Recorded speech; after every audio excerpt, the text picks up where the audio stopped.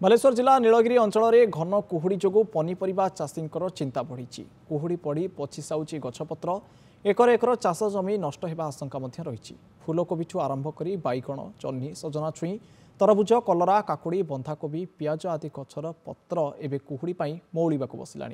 चलित वर्ष भल चाष होते कुहुड़ी एवं ताहा नष्ट होगा बसला।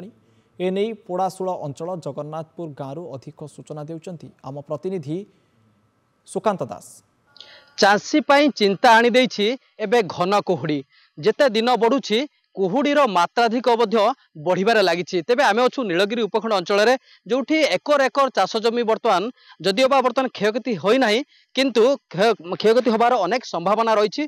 जो कुहुड़ी हेबा फल रे पत्र मध्य धीरे धीरे मौलिबाकू बसिछि एवं हलदिया पड़ जाउछि।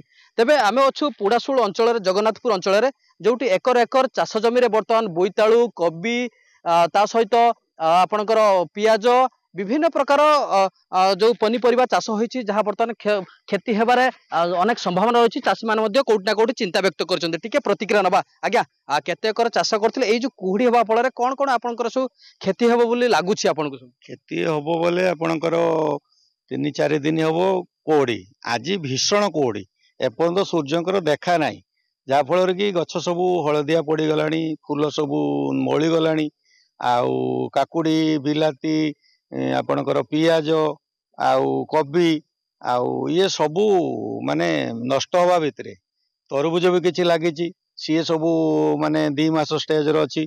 वर्तमान से ग्रो करिया पीरियड भितरे सब पत्र कुंचा धरलानी। तेणु चिंतार कारण सत्य माने 70-80 हजार टका खर्च होइछि गोटे एकर तरबुज उपरे। वर्तमान आम रिकवरी करें कि नहीं सेटा हलानी चिंतार कारण। छोट छोट 2 मासर गछ बर्तन होइछि ताहा बढ़िबो लागुछि ना ई कोहुडार किछि सेटा तो आमे कहि परिबानी जदी कोहुडा उपरे नेचर उपरे किए तार कंट्रोल केस अछि।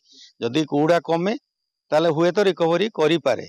आमे भी प्रिवेंटिव नौचे तार मेडिसिन प्रयोग करछे किंतु प्रकृति संगर किए कोन करिवो जदि नष्ट हो जीवो सरी गला हमरो लोन करिके आमे करिचे आ सोजी परिबानी पैसा। निश्चित भाव में जहाँ प्रतिक्रिया शुणुले जो लोन धार करज करके पनीपरिया एकर एकर जगार चाष करते भाभी भल 2 पैसा रोजगार करेंगे किंतु कुहुड़ी से चिंतार कारण पलटि। आज्ञा आम देखु हाथ में पाचिला पत्र आप धरती कौन सब ये सब बोईताल बाड़ी कौन सब क्षति होती बोईताल सब पत्र एमती पुड़ी जाऊँगी काकुड़ी गछ भी एमती हो सब ये तो कुहुड़ा तो काली राति 11टा पाखर बोधे कुहुड़ा एपर्यंत 11टा बाजिलानी छाड़ुनी के दिन है कुहुड़ा 4-5 दिन हो ये लगी रही चाष चल पूरा नष्ट होगुड़ा सब सब नष्ट हो पतर तो तरबुज सब कुंचा आसीगला।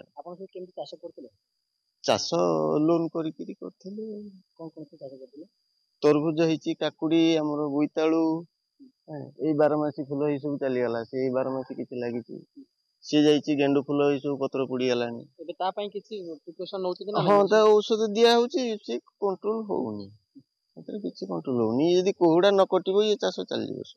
निश्चित भाव में प्रतिक्रिया आपण शुणुथिले चाषींकर ये कोहुड़ा जदि लगातार भाव में जारी रहिबो निश्चित भाव में एकर एकर जो पनीपरिया चाष होइछि ताहा कोठी ना कोठी नष्ट होबार जहाँ संभावना रही। नीलगिरी सुकांत दास, नंदीगढ़ टीवी।